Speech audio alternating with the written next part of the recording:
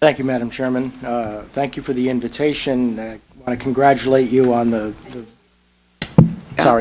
congratulate you on the very correct pronunciation of my name. It's not often that people do that. It took me 4 years to learn how to pronounce it, so I congratulate you.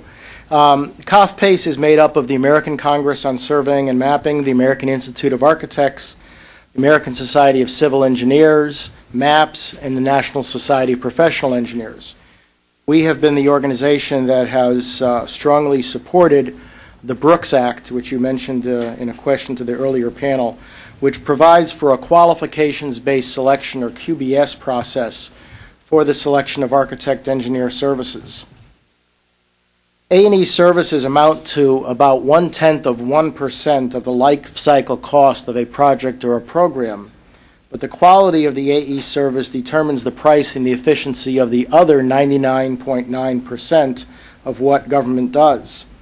That is why Congress enacted the Brooks Act in 1972 to promote competition and quality in the contracting of A&E services.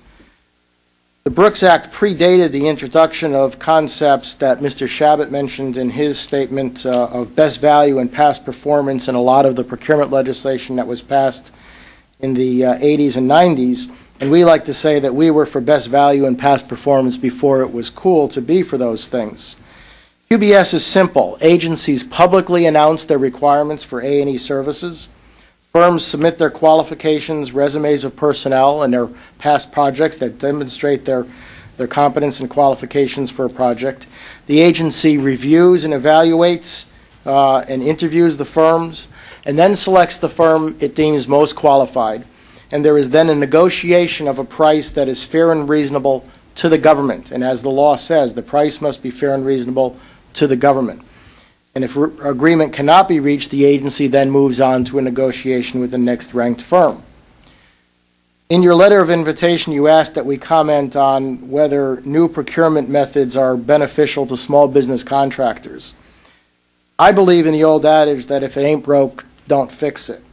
And the QBS process has stood the test of time.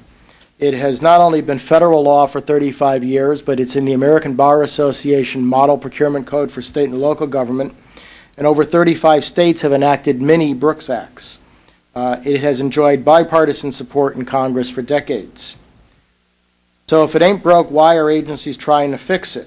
In my written statement, I have detailed several administrative threats to the Brooks Act that we believe has been not advantageous to architects, engineers, surveyors, and mapping professionals, and particularly small business. Let me highlight those concerns. First is the Office of Federal Procurement Policy and the FAR Council has for more than 10 years failed to write regulations that accurately reflect the intent of Congress and the legislative history and the body of state law which governs architecture, engineering, surveying, and mapping. We actually went to federal district court to finally try to force proper rulemaking, but we were unfortunately denied based on standing. Secondly, the GSA supply schedules program for services has been a disaster for small AE firms. I would remind you that GSA implemented its schedule contracts for AE services without any consultation with our community. They did this unilaterally. We believe the schedules are in direct violation with the Brooks Act. As I outlined before, the Brooks Act is a qualifications-based selection process. The schedules process is a price-based schedule. They are inherently incompatible, but for reasons I don't know, GSA will not modify the schedules based on about 10 years of us asking them to do so.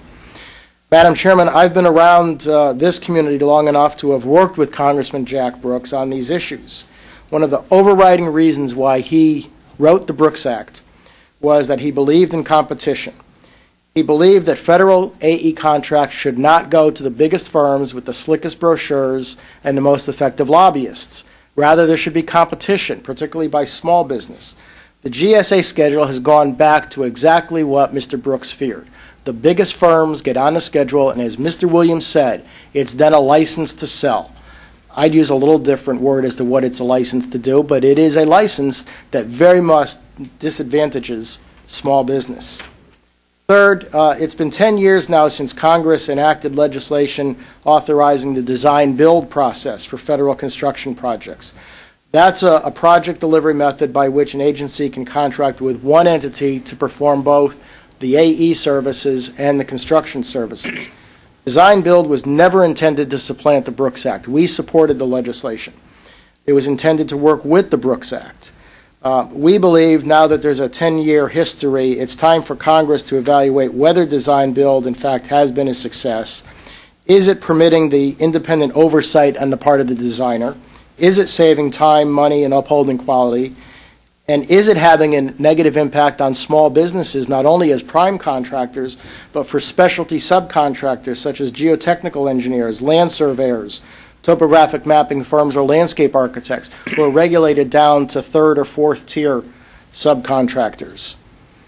Mr. Palatiello, how are you doing on time? Okay, I'm sorry. Let me take 30 seconds, if I may, and just say that you hit the nail on the head in your opening statement, Madam Chairman. These are all symptoms of a larger problem, and that is the declining acquisition workforce, particularly in the A&E field.